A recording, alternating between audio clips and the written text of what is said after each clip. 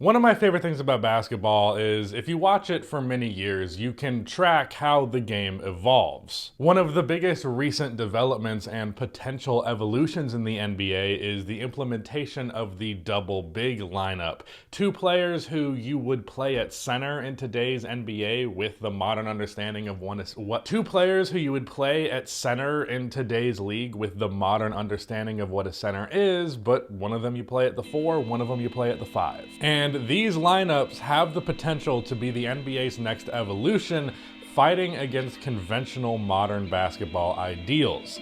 Let's talk about it.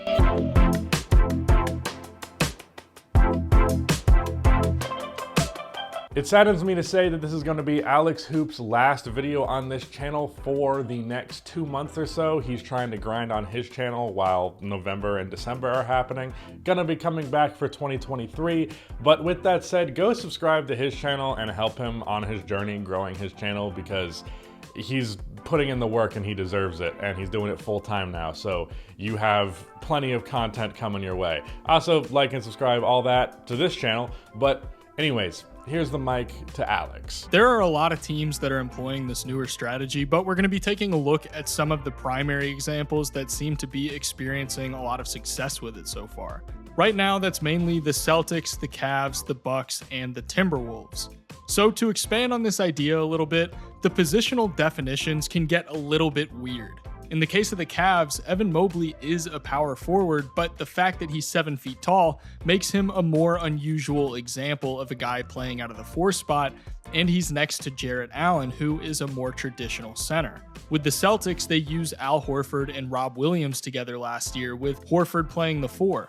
With the Bucks, Giannis is obviously almost always used as a forward on the offensive end, but defensively, he's used as a power forward with Brook Lopez as the defensive anchor out of the center position. And with the Timberwolves, Cat has bounced around from the 4 and 5 spot at times, but now he's being used pretty much full time as the power forward with Gobert at the 5. So first things first, we need to talk about the defensive implications of these lineups. Probably the biggest advantage that comes of having two big men is how much you're able to double down on rim protection, and bonus points if these bigs are also versatile and switchable on the perimeter. Oftentimes you'll have one more perimeter-centric big who will funnel the offensive player towards the rim protecting big and just absolutely ruin a player's day. Just looking at the numbers for some of these examples, Giannis and Brook Lopez have a defensive rating of 93.5 this season. Al Horford and Rob Williams had a defensive rating of 99.9 last season. Jarrett Allen and Evan Mobley had a defensive rating of 103.7 last year, and Gobert and Towns have a defensive rating of 106.7 so far. Now, it's interesting when you look at the differences between these teams. In the case of the Celtics and the Bucks, they've got a more switchable big. Giannis can go out to the perimeter and leave Lopez to anchor the interior, and the Celtics have Horford who can go out to the arc with Rob Williams staying down low. The same thing goes for the Cavs, with Evan Mobley typically being the guy switching onto ball handlers and Jarrett Allen anchoring inside. But the Timberwolves are a good example of how the defensive advantages are somewhat based on your personnel. They've got Gobert, of course, one of the best defensive anchors in the entire NBA, but they have Cat having to operate as a forward defensively. So far, it's off to maybe not the greatest start in the world. Granted, it's been less than 10 games, so there's plenty of time for them to work out their issues defensively, but it's important to note that the defensive potential of a two big man lineup is really maximized when you can operate with one reliably switching onto the perimeter and leaving one inside to anchor the paint. For a little while now, the big idea was to have a center who could stretch the floor, but these days we're seeing teams actually stray away from that idea in their big men, focusing more on bigs who can facilitate the offense in the mid to high post. Now, I'm not saying the teams are necessarily looking for another Nikola Jokic type big man, although I'm sure they'd be happy to have one, but rather than going 5 out, they're cool going 4 out and using that big man as an offensive hub and a playmaker. The offensive opportunities that this kind of system can generate are actually super duper interesting. The Celtics do some really great stuff with Rob Williams out of the high post that helps minimize what issues you might run into with a non-spacing center.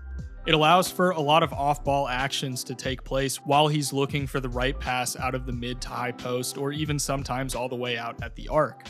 Al Horford is able to operate as a screener and work to get guys open, and he's also just a really good cutter and a lob threat at any given time. The acquisition of Rudy Gobert has allowed Karl-Anthony Towns even more opportunities to focus on his playmaking. Cat has always been a really good scorer, but now that he has Rudy Gobert with him, that creates more mismatches as they are both dominant on the inside. What they are sacrificing in the perimeter shooting department by having Gobert out there, they are making up for with the scoring gravity on the interior. Teams don't really have the personnel to slow down two bigs like Cat and Gobert, so when Cat gets it here and he initiates the pick and roll with Gobert, you've got Towns passing it to another big man on the roll for the finish. On this play with Cat posting up, Gobert slides under the basket as Cat gets doubled, and he's able to sling it behind his back to Gobert for the easy finish. When Cat gets it heading into the paint, the defense slides up to guard him, leaving Gobert wide open off the dunker spot for Cat to get it to him to put away the basket. Some of the principles of making up for a lack of spacing with interior gravity apply to both Mobley and Allen, with both of them being pretty solid passers. Here, Mobley is fed in the mid-post, and Allen is going to be pushing towards the rim against Tatum. The Celtics are playing the paint a bit too heavily, and it allows Mobley to capitalize on it by sending the ball to the perimeter for an easy catch and shoot three. We're going to see another double big pick and roll with Mobley getting it at the elbow and Allen coming to screen. Allen rolls, and Mobley gives him a nice feed for Allen to finish at the rim. Another advantage is that they have easy second chance points from offensive rebounds. Here, Allen just tips the offensive rebound right to Mobley, and he's able to get to the rim for the finish. On this play, Allen gets it at the elbow, and with the defense pulled out of the paint, Mobley cuts to the rim for Allen to find him in stride for the finish.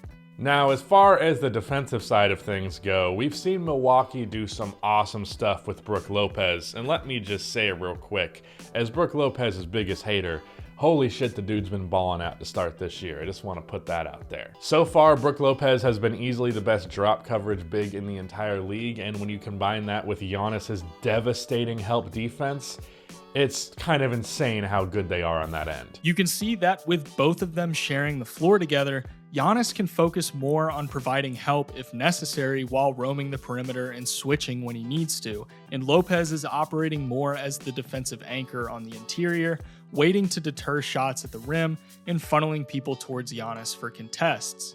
It's hard enough to beat a guy like Lopez in the pick and roll since he's already such a good drop defender, but when you also throw Giannis into the equation, you force the issue even more, and teams have a significantly more difficult time trying to get shots off over either of them in the paint. Robert Williams and Al Horford operated similarly for the Celtics last year and will continue to do so once Robert comes back this year. But one would play the perimeter, that being Al Horford, while Robert Williams would more so prioritize rim protection and roaming. Pay attention to these plays with how Horford is able to stay on his man on the perimeter instead of having to come over and provide help. This is possible because Rob is able to handle the defensive responsibilities on the interior, and Horford is able to focus on not giving up perimeter shots on kickouts.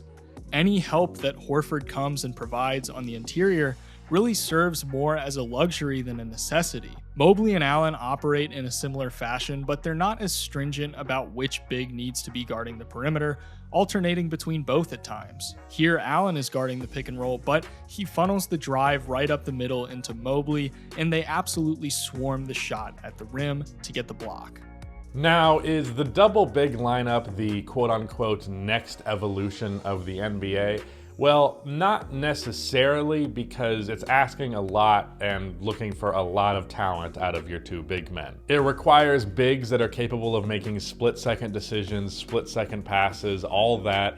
And it is also asking a lot defensively because it has to be good defensively to justify some of the lacking areas on the offensive end. Not to mention, these defensive players also need to have some level of switchability, and finding two starting caliber players who have all of that, it's a tall task. Those traits do not come on trees, they come at a premium. But it is definitely an alternative to the modern ideals of spacing, which definitely are still very fundamental to the game even with these lineups, But it's not as important, and you can dominate games without shooting with these types of lineups if you can actually put those players out there. If you enjoyed this video, please be sure to give it a like, and again, go check out Alex's channel. He does great breakdowns all the time. We're going to be doing a daily uploading challenge in December, the both of us.